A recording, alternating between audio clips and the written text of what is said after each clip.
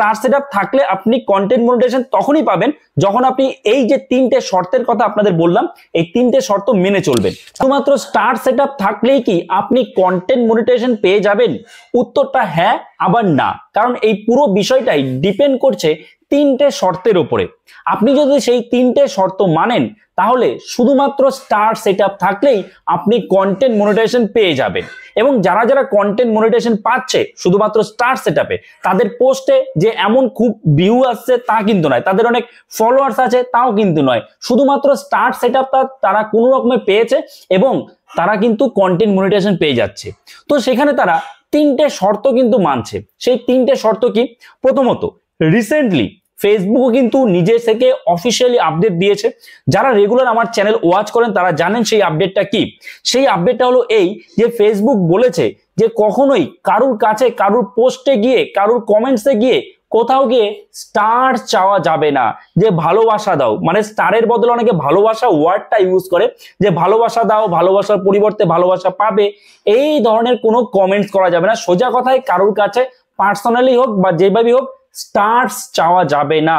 আপনি star setup পেয়েছেন এবং স্টার সেটআপ পাওয়ার পরে শুধু সবার কাছে স্টার্স চাইছেন, স্টার্স কখনোই চাওয়া যাবে না। কেন চাওয়া যাবে না? কারণ আপনি যখন স্টার্স চাইছেন সেটা কিন্তু আপনি ফেসবুক প্ল্যাটফর্মেই চাইছেন, কাউকে ফোন করে বা কাউকে পার্সোনালি ডেকে বলছেন না আমাকে স্টার দিন।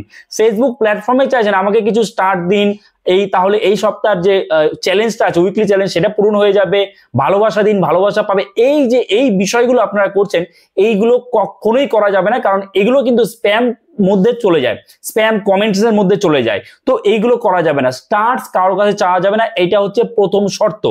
ঠিক আছে। দ্বিতীয় যেটা করা যাবে না সেটা হচ্ছে আপনারা যেটা করছেন যে আমি আপনাকে সাপোর্ট করব, আপনি আমাকে সাপোর্ট করুন, ফলো দিলাম, বাড়ি আপনার আমার বাড়িতে কি বলে ফ্যামিলিতে স্বাগত থাকলো, এই ধরনের কিছু কমেন্টস করছে। মানে আমি সোজা কথায় আমি আপনাকে ফলো করব, আপনি আমাকে ফলো করবেন, এই যে এই বিষয়গুলো, এইটাও কিন্তু করা যাবে না। কারুর পোস্টের কমেন্টসে গিয়ে কখনো এগুলো করবেন না, এগুলো কিন্তু স্প্যাম কমেন্টস এর মধ্যে পড়ছে। এবং এইরকম যদি হয় তাহলে ফেসবুকের কিন্তু একটা নেগেটিভ দৃষ্টি আপনার উপরে পড়ছে, যে এই প্রোফাইলের ব্যক্তি তার যে ফলোয়ার্স বাড়িয়েছে, সে যে স্টার সেটআপ পেয়েছে, তার ভিডিওতে যতটুকু ভিউজ আসছে পুরোটাই সে চেয়ে চেয়ে আনছে। অ্যাকচুয়ালি তার ভিডিওতে বা তার যে কোনো কন্টেন্টে এমন কোনো দম নেই যে সেই নিজে নিজে ভিউজ আনবে বা সেই কন্টেন্টে এমনি এমনি ফলোয়ার্স বাড়বে, এমনটা কিন্তু নয়, সে চেয়ে চেয়ে করছে। তো এইরকম যদি স্ক্যাম করেন কখনোই কিন্তু আপনি কন্টেন্ট মনিটাইজেশন পাবেন না। যদি আপনার অনেক ভিউজও থাকে তবুও কন্টেন্ট মনিটাইজেশন পাবেন না। ঠিক আছে।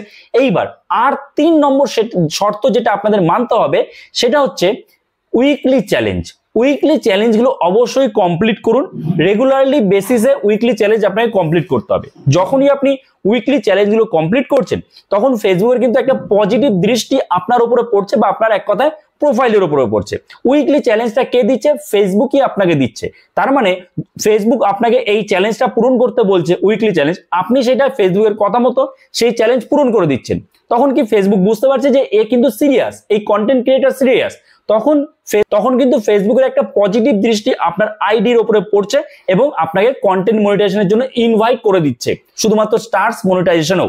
এবং আরেকটা বিষয় আপনাদের বলে দিই, আপনারা অবশ্যই সব রকম ফরম্যাটের কন্টেন্ট আপলোড করুন ফেসবুকে। মানে আপনি টেক্সট পোস্ট করুন, আপনি ইমেজ পোস্ট করুন, লং ভিডিও পোস্ট করুন, রিলস পোস্ট করুন, সব রকমের লাইভে আসুন, সব রকমের কন্টেন্ট পোস্ট করার চেষ্টা করুন।